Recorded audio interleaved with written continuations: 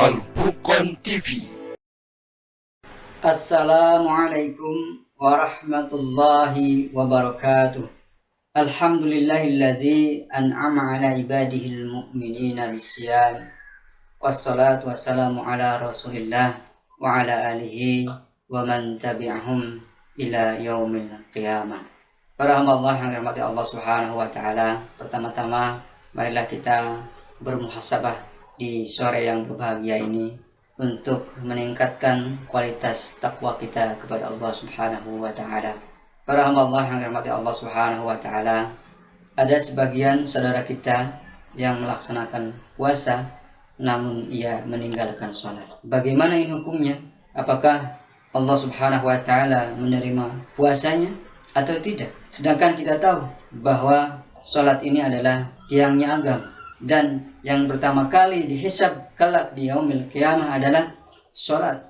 Nabi Shallallahu Alaihi Wasallam bersabda, Rasul amril Islam wa amuduhu sholah wa dirwatu sanamihi al-jihadu fi sabilillah. Inti pokok segala perkara adalah Islam, tiangnya yakni penopangnya adalah sholat, dan puncaknya adalah jihad di jalan Allah Subhanahu wa taala. Hadis riwayat Tirmidzi dengan sanad yang sahih. Para hamba Allah yang rahmat Allah Subhanahu wa taala, salat ini adalah ibadah wajib yang tidak boleh ditinggalkan oleh seorang muslim. Salat ini adalah tiangnya agama, pokok dasarnya agama sebagai rukun Islam, maka tidak boleh kita meninggalkannya. Para hamba Allah yang rahmat Allah Subhanahu wa taala, Nabi sallallahu alaihi wasallam juga bersabda, bainar rajuli wa bainas syirki wal kufri tarkus shalah. Pembatas antara seorang muslim dengan kesyirikan dan kekafiran adalah meninggalkan sholat. Hadis riwayat Muslim nomor 82. Sangat jelas para hamba sekalian dari sabda Nabi sallallahu alaihi wasallam tadi bahwa sholat itu adalah hal yang pokok sebagai status apakah dia muslim atau kafir. Maka dari itu sholat memiliki peranan yang penting sebagai tiangnya agama.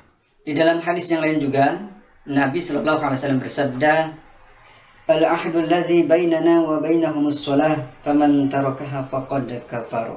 Perjanjian antara kami dan mereka orang-orang kafir adalah salat. Barang siapa meninggalkannya maka dia telah kafir. Hadis riwayat Ahmad, At-Tirmidzi, An-Nasa'i dan Ibnu Majah. Para hamba Allah yang rahmati Allah Subhanahu wa taala, dari hadis tadi semakin jelas bahwa yang membedakan antara muslim dan kafir itu adalah sholat. Maka selayaknya dan tidak pantaslah seorang muslim meninggalkan sholat, apalagi di bulan Ramadan ini. Para hamba Allah yang rahmati Allah Subhanahu wa taala, bagaimana dengan seseorang yang meninggalkan sholat karena lalai sehingga dia terlambat sholatnya dan mengkodonya di lain waktu? Bagi mereka yang demikian, saumnya tidak mendapat apa-apa, hanya lapar dan dahaga saja, tetapi tidak mendapatkan pahala, karena dia telah merusak ibadah saumnya dengan menelantarkan sholat sehingga dia lewat waktu dan mengkodonya di luar waktu sholat tersebut. Lain halnya dengan lupa dimaafkan oleh Allah Subhanahu wa taala. Jika kita mengkodo sholat terlewat karena lupa, maka itu tetap puasanya diterima oleh Allah Subhanahu wa taala dan lupanya dimaafkan oleh Allah Subhanahu wa taala. Para hamba Allah yang rahmat Allah Subhanahu wa taala, salat juga adalah ibadah yang mempunyai rukhsah dalam kondisi tertentu.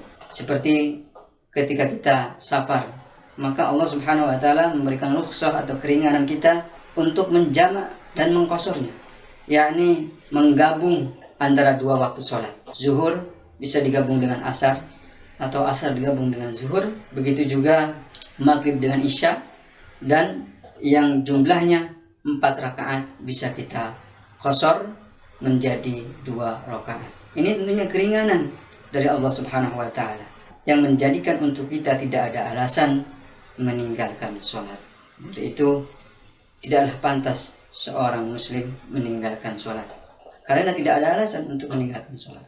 Mari perkuat iman kita kepada Allah Subhanahu wa taala dengan selalu menjaga sholat kita. Para hamba Allah yang rahmati Allah Subhanahu wa taala, intinya adalah ketika kita hendak menegakkan ibadah saum ini karena Allah Subhanahu wa taala, tentunya semua ibadah yang disyariatkan oleh Allah Subhanahu wa taala kita berusaha untuk melaksanakannya, bahkan meningkatkan kualitasnya di bulan Ramadan ini. Apalagi ibadah-ibadah yang menjadi rukun yang tidak boleh sama sekali kita tinggalkan seperti sholat. Untuk itu, sebagai nasihat khususnya untuk diri saya pribadi dan untuk Anda sekalian, marilah kita jaga sholat kita, jaga saum kita, dan tentunya kita saling menasihati, mengingatkan agar kita menjadi hamba-hamba Allah yang diridhai Allah Subhanahu wa taala, agar kita bisa masuk surga sama-sama karena kita adalah bersaudara.